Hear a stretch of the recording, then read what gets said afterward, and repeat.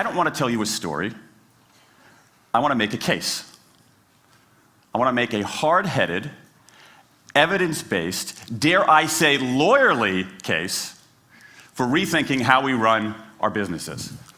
These contingent motivators, if you do this, then you get that, work in some circumstances, but for a lot of tasks, they actually either don't work or often they do harm. This is one of the most robust findings in social science and also one of the most ignored. I've spent the last couple of years looking at the science of human motivation, particularly the dynamics of extrinsic motivators and intrinsic motivators. And I'm telling you, it's not even close.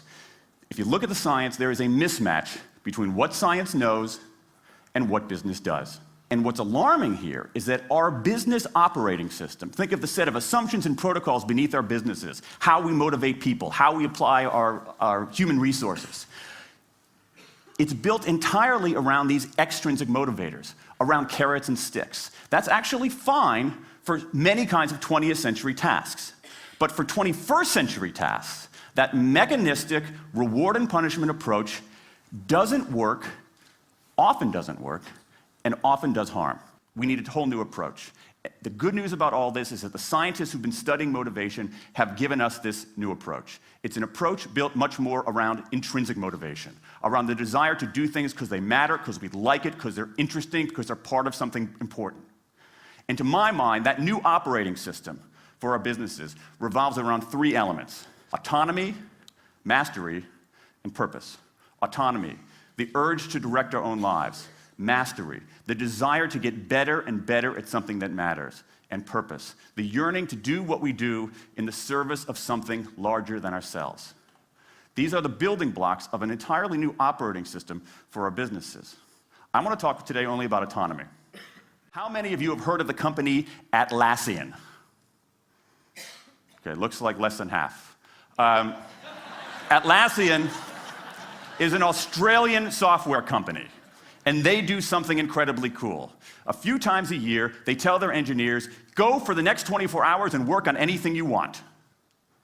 As long as it's not part of your regular job, work on anything you want. So the engineers use this time to come up with a cool patch of code, to come up with an elegant hack. Then they present all of these stuff that they've developed to their teammates, to the rest of the company, in this wild and woolly all-hands meeting at the end of the day. They call them FedEx days. Why? Because you have to deliver something overnight. It's not bad. It's a huge trademark violation, but it's pretty clever. That one day of intense autonomy has produced a whole array of software fixes that might never have existed. And it's worked so well that Atlassian has taken it to the next level with 20% time, done famously at Google, where engineers can spend 20% of their time working on anything they want. They have autonomy over their time, their task, their team, their technique. Okay, radical amounts of autonomy. And at Google, as many of you know, about half of the new products in a typical year are birthed during that 20% time. Things like Gmail, Orchid, Google News.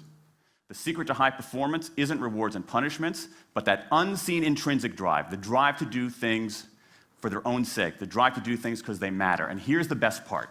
Here's the best part. We already know this. The science confirms what we know in our hearts. So, if we repair this mismatch between what science knows and what business does, if we bring our notions of motivation into the 21st century, if we get past this lazy, dangerous ideology of carrots and sticks, we can strengthen our businesses, we can solve a lot of those candle problems, and maybe, we can change the world. I rest my case.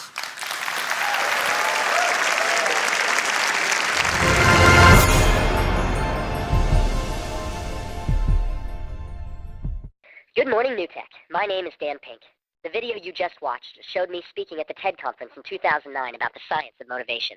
In the video, I emphasized the importance of worker autonomy in the 21st century. What is autonomy, and why is it so important? Today, we are going to answer these questions in order to understand what motivates us to succeed. Your director, Ms. Branham, has recognized a need to develop stronger, more engaging Wednesday programs that impact you as teams. Think back to last year and to the Wednesday programs that you attended. Which program made the greatest impact on you? Was it the Super Bowl Snacker Challenge, the Challenged Athletes Foundation, the Chinese Cultural Immersion Day? What do you remember about that program, and more importantly, what did you learn from it?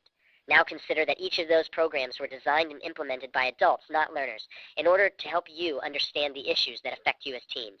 My question is, would a program that deals with teen issues have more of an impact on you if it were designed and implemented by teens rather than adults? Does more autonomy actually produce greater results? Your FedEx project mission is to create a program about a teen issue to present on a Wednesday to your fellow learners. You have autonomy over your team, your issue, and your presentation design. Choose an issue that affects you as a teen and use effective research skills to learn as much as you can about that issue. Design a Wednesday activity to help inform your fellow learners about the nature of the issue you chose. Consider your parameters and your restrictions when designing your program proposal. In the end, you will present the program proposal you designed to your fellow learners to be considered for a Wednesday program in the near future. Remember, FedEx means on our doorstep in 72 hours or less. So be creative and be engaged, but also be on time. What will your idea be? The choice is yours.